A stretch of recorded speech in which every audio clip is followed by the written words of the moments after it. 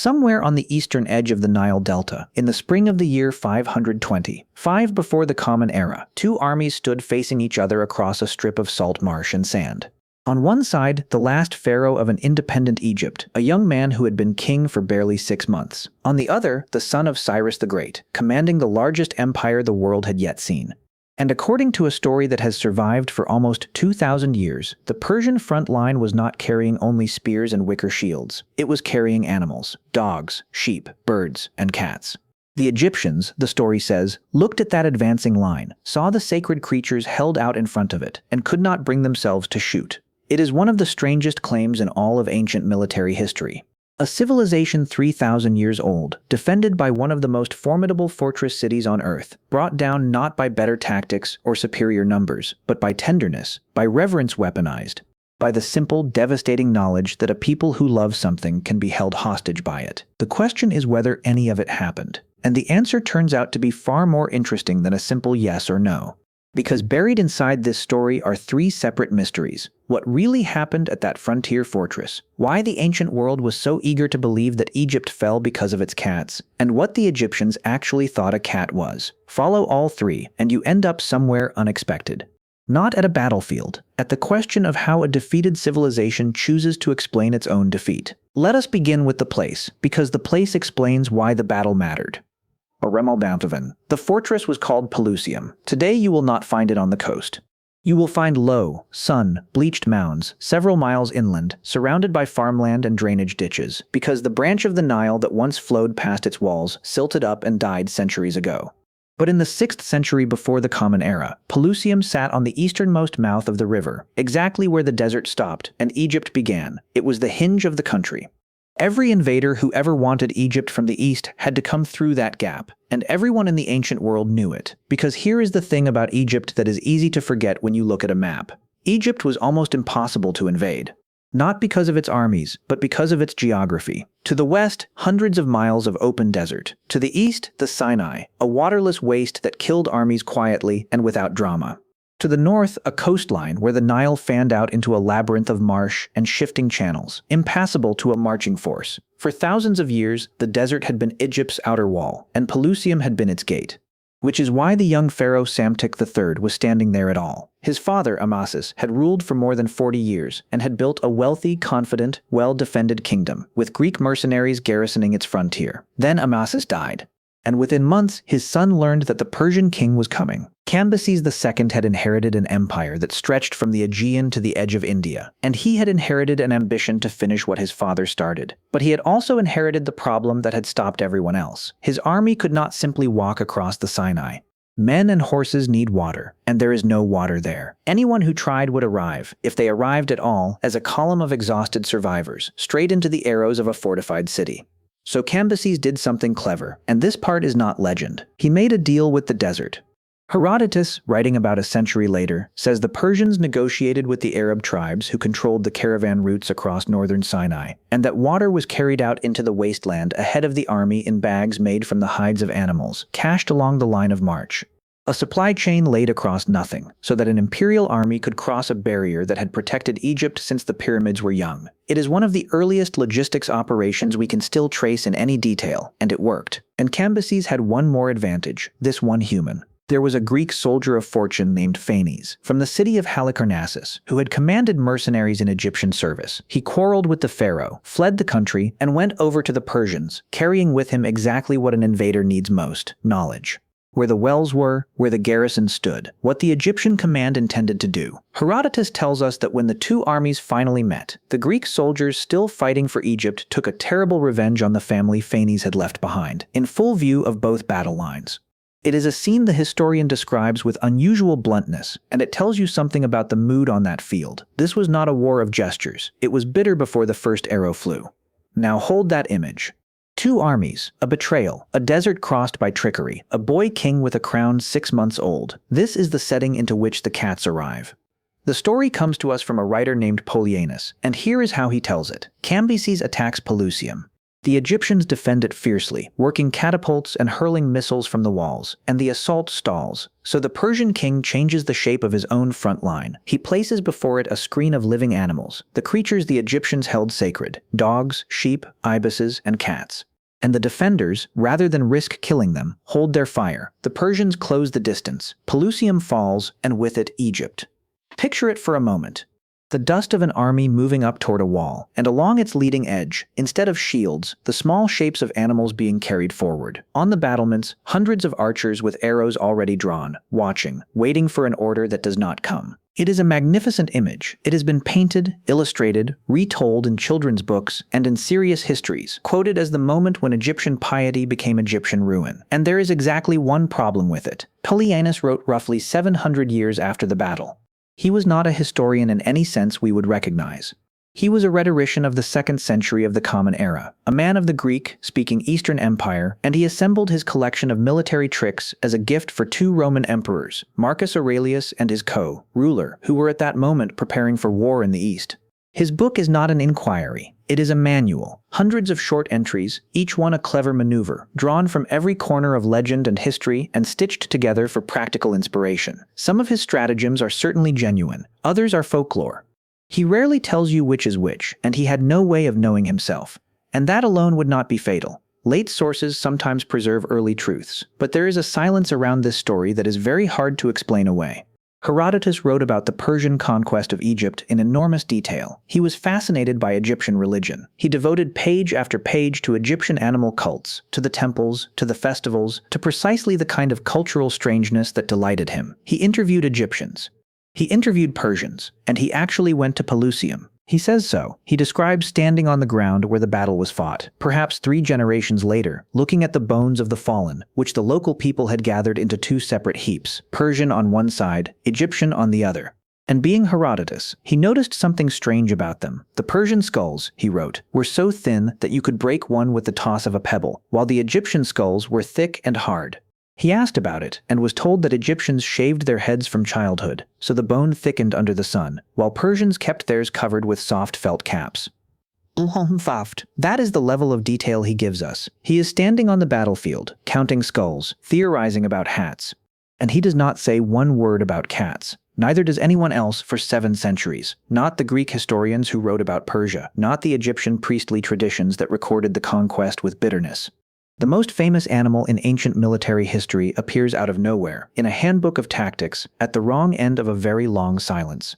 So the honest answer is that the Battle of the Cats probably never happened, which raises a far better question. Why does it feel like it should have? Because this is where the story stops being a curiosity and starts being genuinely revealing. Polyaenus did not invent the reverence. That part is real, and it was so well known across the ancient Mediterranean that a Greek writer 700 years later could reach for it as shorthand, confident his readers would nod. The Egyptians and their animals. Everyone knew. Here is what everyone knew. In the eastern delta stood a city the Greeks called Bubastis, sacred to a goddess who was shown with the head of a cat. Her name was Bastet. Herodotus describes her temple as the most pleasing to look at in all of Egypt, sunk at the center of the city like a jewel in a setting, because over the centuries the streets around it had been raised higher and higher, so that from every direction you looked down into the sanctuary. He also describes the festival, barges coming down the river packed with pilgrims, women playing rattles, men playing flutes, singing and clapping, wine flowing in quantities he found remarkable. He puts the crowd at 700,000, not counting children. Even if that number is a traveler's exaggeration, it tells you the scale of the thing. This was one of the great religious gatherings of the ancient world, and it was held in honor of a cat. Herodotus gives us the domestic side too, and it is stranger still. When a house caught fire in Egypt, he wrote, the men would not fight the flames. They would form a line and guard the cats, because the cats, maddened by the light and noise, would try to leap into the fire, and if one did, the whole household went into mourning.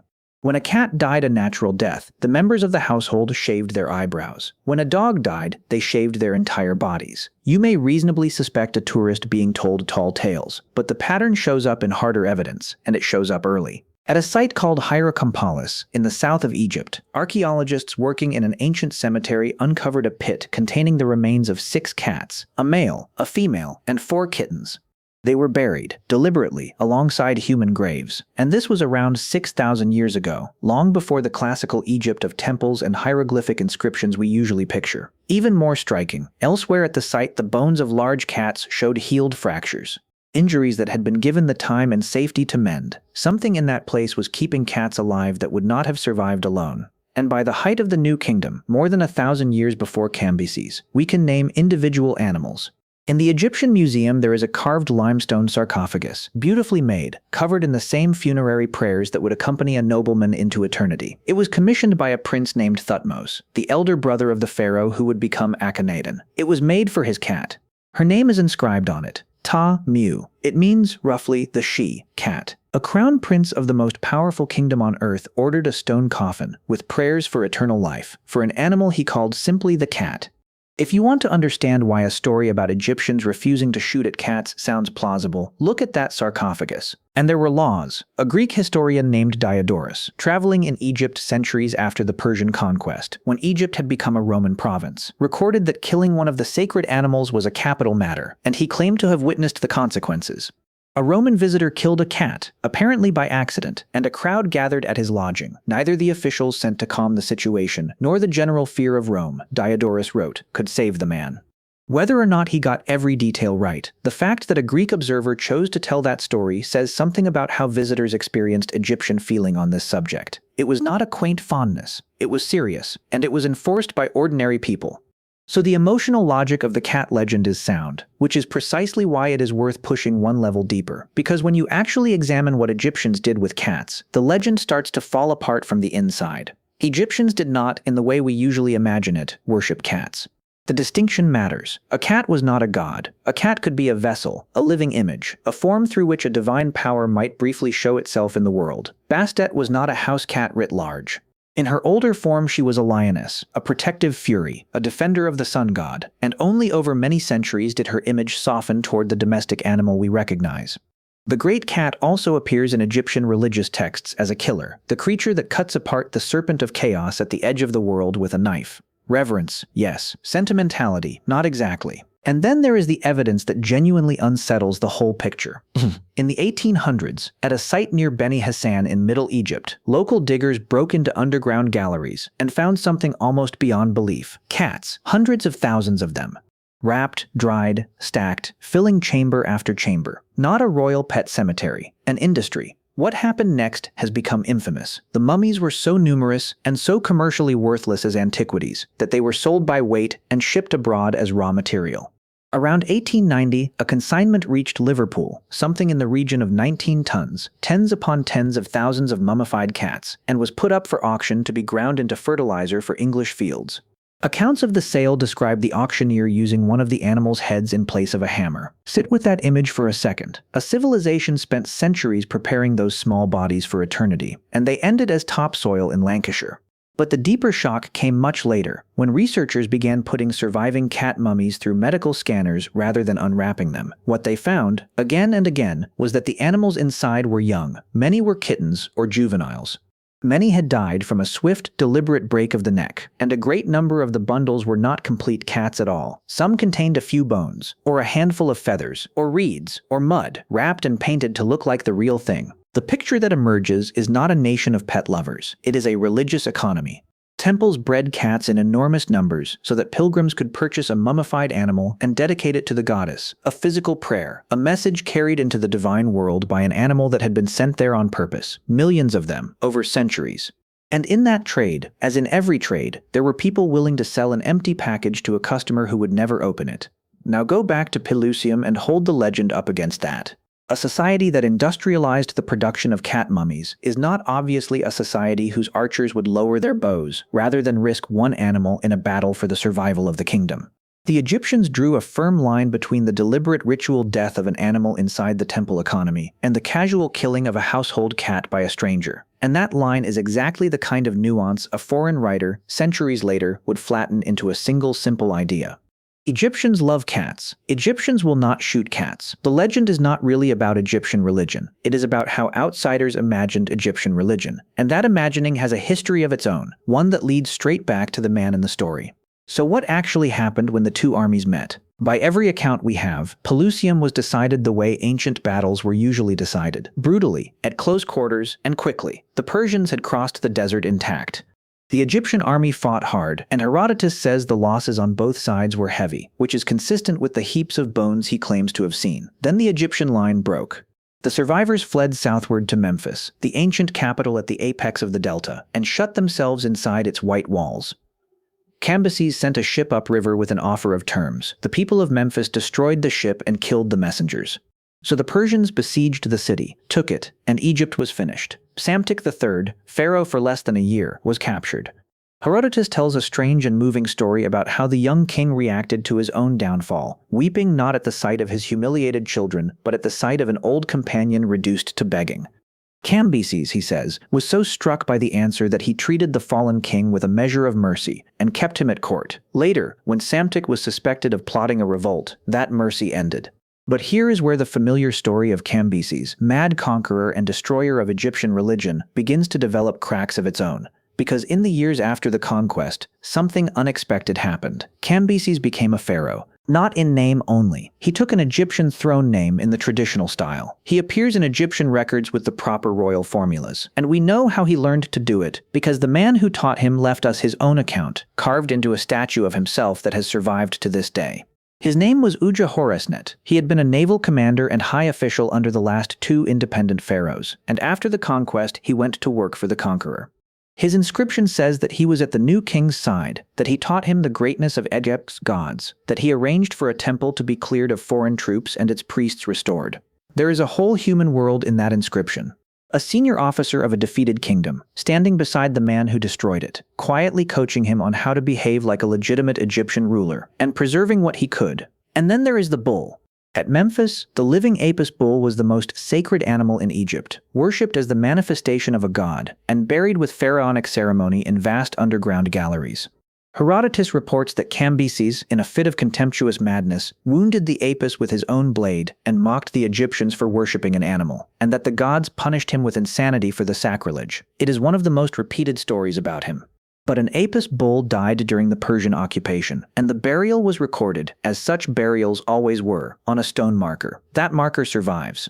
On it, the king kneels before the sacred bull in correct Egyptian dress, in the correct attitude of worship, and the inscription records that the burial was carried out properly, at royal expense. The name of the king is Cambyses. Two accounts of the same man. In one, he stabs Egypt's sacred animal and laughs. In the other, he pays for its funeral and bows to it. If exploring the parts of history that refuse to resolve into a simple story adds something to how you see the world, consider leaving a like and subscribing. It quietly helps these longer, stranger investigations reach people who enjoy sitting with an unanswered question. Now, back to Pelusium, and to the making of a monster. Because there is a reason Cambyses came down to us as the king who defiled Egypt's animals, and it is not necessarily that he did. Egyptian sources from the Persian period complain about something very specific and very unglamorous: money. A later Egyptian text preserves the memory that Cambyses cut the revenues flowing to the temples, reducing their supplies of cattle and fowl and their grants of land, allowing only a fraction of what they had enjoyed under the pharaohs. For the priesthoods, which were not only religious institutions but enormous economic ones, this was catastrophic, and priests were the people who wrote things down. They controlled the archives, the traditions, the stories that visiting Greeks would later be told. A king who takes away your funding becomes, over a generation or two, a king who insulted your gods. That transformation does not require anyone to lie. It only requires a community to remember its grievance in the language it knows best. There may be politics in it too. Cambyses died on his way home from Egypt, and the man who eventually took the Persian throne, Darius, had every reason to encourage the idea that his predecessor had gone dangerously mad. Legitimacy is often built on the ruin of the man before you. And once Cambyses had become, in the imagination of the Mediterranean, the king who violated Egypt's animals, everything else could attach itself to him. Herodotus already reports one of the most haunting of these tales, that Cambyses sent an army of 50,000 men west across the desert toward the oasis of Siwa, and that somewhere out in the sand a colossal storm rose up and buried them, and they were never seen again. People have searched for that army for well over a century. Nothing conclusive has ever been found. Do you see the shape now? A king surrounded by stories of impiety and desert punishment, a conquest that Egyptian memory recast as a religious violation rather than a military defeat. And at the very end of that long tradition, 7 centuries downstream, a Greek writer compiling clever tricks for a Roman emperor reaches into the pile and comes out with a Persian army advancing behind a screen of sacred animals. The cat legend is not evidence about a battle. It is the last sediment of a very old argument about who Cambyses was and what the Egyptians lost. And yet, there is a final turn in this story, and it is the one that makes the whole legend worth telling anyway. Because while the cats did not win a war for Persia, cats did conquer the world, and Egypt is where the campaign began. The domestic cat descends from a wild cat of the Near East and North Africa, a lean, sandy, deeply unsentimental predator that has no particular interest in human company. The relationship probably began with grain. Where farmers stored surplus wheat, rodents came, and where rodents came, wild cats followed, and the boldest of them found that living near people was profitable. On Cyprus, in a settlement roughly 9,500 years old, someone was buried with a cat placed carefully nearby, in a deliberate arrangement thousands of years before the pyramids. So Egypt did not invent the cat. What Egypt did was something else. Egypt made the cat a full member of the household, gave it a name, gave it a place under the chair in a tomb painting where a family expected to spend eternity, gave it a goddess, and a festival, and a coffin. And in doing so, Egypt turned a tolerated scavenger into a companion animal that people wanted to take with them. And people took them everywhere. Cats traveled out of Egypt on merchant ships, along the trade routes of the Mediterranean, spreading through Greek and Phoenician and Roman ports, onto the vessels of later empires, into the holds of ships crossing oceans, because a ship with rats needs a cat more than it needs almost anything else. Genetic studies of cats around the world trace the fingerprints of those journeys. The animal that supposedly cost Egypt a battle at Pelusium went on to colonize every continent except Antarctica, and it did so by exploiting exactly the trait the legend describes: human affection. That is the real story hidden inside the false one. Egypt lost a fortress, a dynasty, and its independence in that spring of 525, and would spend most of the next 2,000 years under foreign rule. But something Egyptian did survive the conquest, and outlasted the Persians, and the Greeks, and the Romans, and every empire since. It is probably asleep in 100 million living rooms tonight.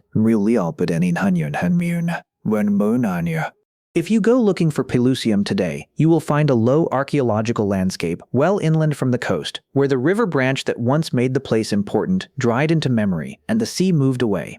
There are traces of walls, and later fortresses, ruins of a Roman theater, the outlines of a town that mattered enormously, and then simply stopped mattering. The gate of Egypt is a field. The heaps of bones Herodotus stood beside are gone, and no one knows exactly where they lay. And the story that everybody remembers about that place is the one that almost certainly never happened. There is something worth sitting with in that. We tend to assume that history is a competition between truth and falsehood, and that the false stories are simply errors to be swept away. But the cat legend is not really an error. It is a piece of evidence about something else. It tells us that for centuries, across an entire ancient world, the single most memorable fact about Egyptian civilization was not its pyramids, its mathematics, its medicine, or its 3,000 years of continuity. It was that Egyptians loved animals in a way that struck everyone else as extraordinary, and that this love was so complete it could be imagined as a weakness at the walls of a fortress. That is not a story about cats. It is a story about what happens when one culture tries to explain another, and reaches for the strangest thing it knows. So did cats make ancient Egypt lose a war? Almost certainly not. Egypt lost a war the way kingdoms usually do, to logistics and betrayal, and a determined enemy who found a way across the desert. But the legend that grew up in the ruins of that defeat has now outlived the battle, outlived the empire that won it, and outlived the civilization that lost it. And perhaps the most unsettling possibility is not that the story is a lie, it is that it might be a confession. A defeated people, remembering that the thing they were proudest of, their gentleness toward the smallest creatures in the house, was the thing the conquerors thought they could use against them. Whether they ever lowered their bows that day, we will never know. But someone, somewhere, believed they might have, and that belief has lasted longer than the walls.